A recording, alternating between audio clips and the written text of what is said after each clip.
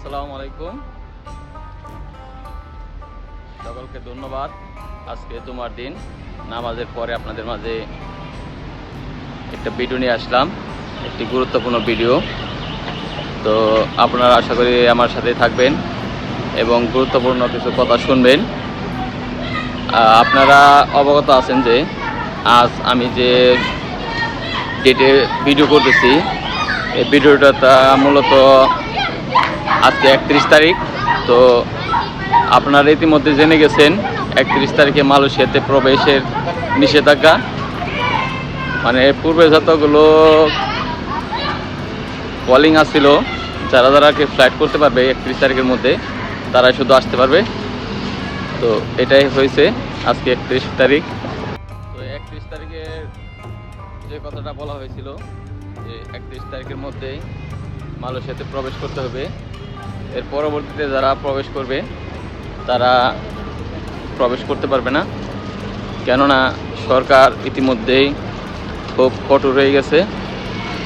আপনারা জানেন, আপনাদের অবগতির জন্য আর একটু জানিয়ে দিচ্ছি, বর্তমানে মালয়েশিয়াতে প্রচুর পরিমাণ পাইরেসি হচ্ছে। বিভিন্ন জায়গায় ইমিগ্রেশন আনা দেয় এবং যাদের বৈধ কাগজপত্র না আছে তাদেরকে বিভিন্ন এতক্ষণ আপনারা শুনলেন যে 31 তারিখের পরে কেউ এখানে প্রবেশ করতে পারবে না মালয়েশিয়াতে। তো আমি যে কথাগুলো বলছি এটা মালয়েশিয়ার কুয়ালালামপুর থেকেই বলছি। তো এটা আপনাদের আরেকটু সচেতন করে রাখি, যারা এই ভিডিওটা দেখছেন বেশি বেশি শেয়ার করে দিবেন। তো এখানে বলে রাখা ভালো, যারা এর পরবর্তীতেও বিভিন্ন দালাল, বিভিন্ন প্রকার আপনাদের সিস্টেম বলতে পারে বলে এভাবে পাঠাবে, তো আপনারা সেরকম কোনো কথা না শুনে, দালালের কথা কোনো কিছু তোয়াক্কা না করে মালয়েশিয়ার জন্য আর তেমন আপনারা পাসপোর্ট জমা দেবেন না। অলরেডি এটা সরকার থেকে ঘোষিত হয়ে গেছে এবং যারা অবৈধ লোক আছে তাদেরকেও অল্প কিছুদিনের মধ্যেই হয়তোবা দেশে পাঠিয়ে দিবে, যারা যারা অবৈধ আছে। এই জন্য আর কি বলা, আপনারা খুব সাবধানী করবেন।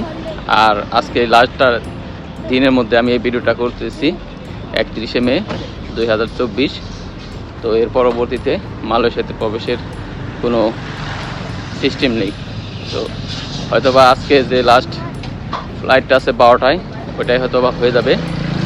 এর পরবর্তীতে হয়তো আসতেও পারে, কিন্তু না, আমার যেটুকু মালয়েশিয়াতে কুয়ালালামপুর থেকে জানতে পারছি 31 তারিখের পরে কেউ মালয়েশিয়াতে প্রবেশ করতে পারবে না।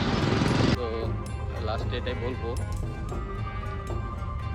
যে বর্তমানে মানে এমন একটা অবস্থা হয়ে গেছে, খুবই করুণ অবস্থা। আর যেহেতু আজকে লাস্ট ডেট, আপনারা দেখে শুনে আসবেন। আর একটা বিষয় এখানে আরেকটু বলে রাখি যে এজেন্সিগুলো এতদিন নাকের তেল দিয়ে ঘুমাইছে।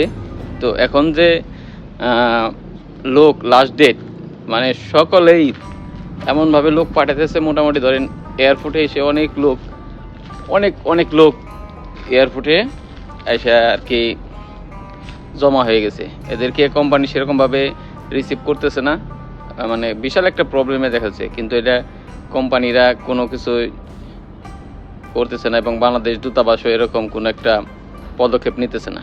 এর আগেও 2007, 8, 9, 10 এদিকে বলে একবার এরকম হয়েছিল, মানে কলিংয়ে লোকজন সেরকমভাবে পাঠায় নাই। পরবর্তী লাস্টে এরকমভাবে এমনভাবে লোক পাঠানো হয়েছিল যে আপনার এয়ারপোর্টে প্রচুর লোক হয়ে গেছিল।